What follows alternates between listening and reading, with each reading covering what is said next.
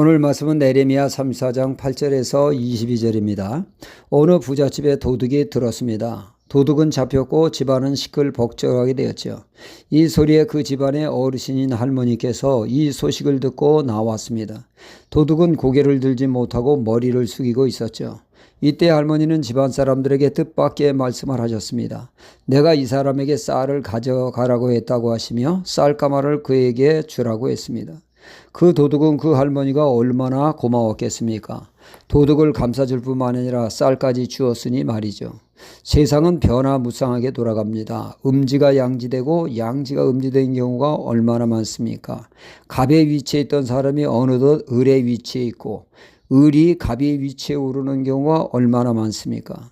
그 부잣집과 도둑 사이가 그랬습니다.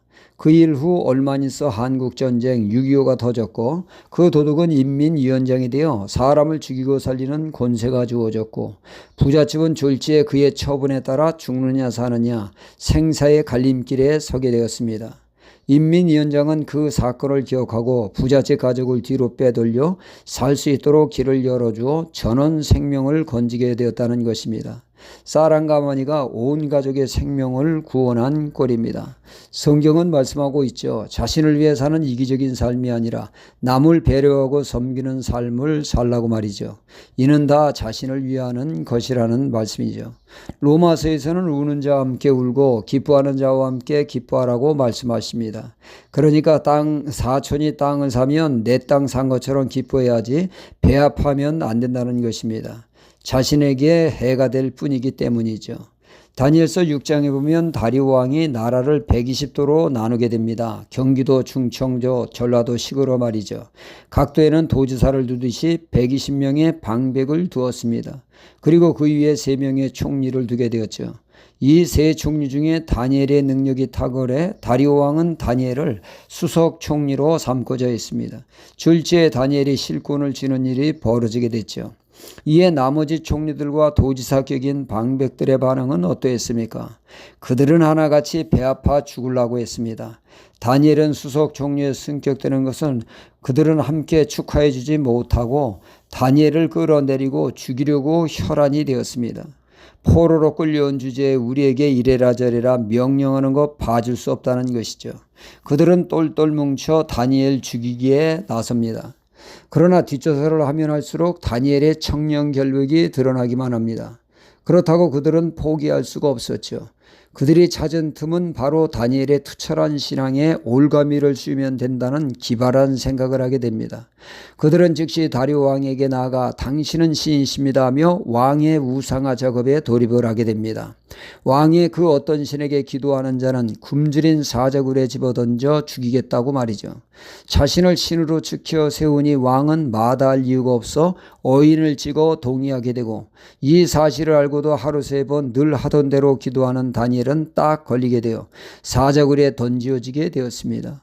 이에 하나님은 천사를 보내 그의 생명을 보호하게 되었고 다리오 왕은 다니엘이 살아있는 그를 사자굴에서 건지고 다니엘을 죽이려고 한 참소자들의 처자까지 사자밥이 되게 하는 놀라운 반전이 일어났습니다.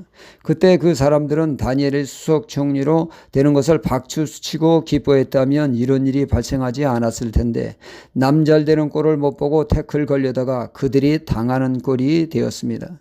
오늘 말씀은 시드기야 왕이 같은 동족을 종삼지 말라는 말씀에 따라 유대인 종들을 해방할 것을 선포하게 됩니다. 이스라엘 종은 6년만 일을 시키고 7년째는 자유인이 되게 하라는 말씀대로 말이죠. 이에 방백들과 백성들은 아멘으로 받아들이고 종들에게 자유인이 되게 했습니다. 하나님 앞에서 여호와의 이름으로 엄숙히 이행할 것을 약속을 했습니다. 하지만 상황이 좀 나아지자 그들은 본전 생각이 발동을 했습니다. 아깝다는 이기심이 그들을 사로잡습니다. 그래서 그들은 놓아주었던 종들을 다시 잡아들이기 시작을 했고 부려먹기 시작을 했습니다. 그때는 제정신이 아니었고 실수였다고 말이죠. 다시 붙잡아 일을 시키게 됩니다. 그 결과가 어떠했습니까? 그들은 하나님의 이름으로 맹세한 것을 파기함으로 여호와의 이름을 망령되이 부르는 큰 죄를 지게 되었고 하나님은 분노케 하게 됐습니다. 그래서 하나님은 그들을 칼과 기근과 연병으로 붙여 짐승의 밥이 되게 하고 세계 만방에 흩어지게 하는 일이 벌어질 것이라고 말씀하셨습니다. 그들의 이기심이 엄청난 화를 부르게 되었다는 말씀이죠. 그들이 맛보는 대가는 상상할 수 없이 혹독했습니다. 그러기에 고린도전서 10장은 말씀하기를 누구든지 자기의 유익을 구하지 말고 남의 유익을 구하라 하십니다. 한 걸음 더 나아가 먹든지 마시든지 다 하나님의 영광을 위해 살라고 하십니다. 이 삶이 축복을 부리는 복된 삶이기 때문입니다. 할렐루야.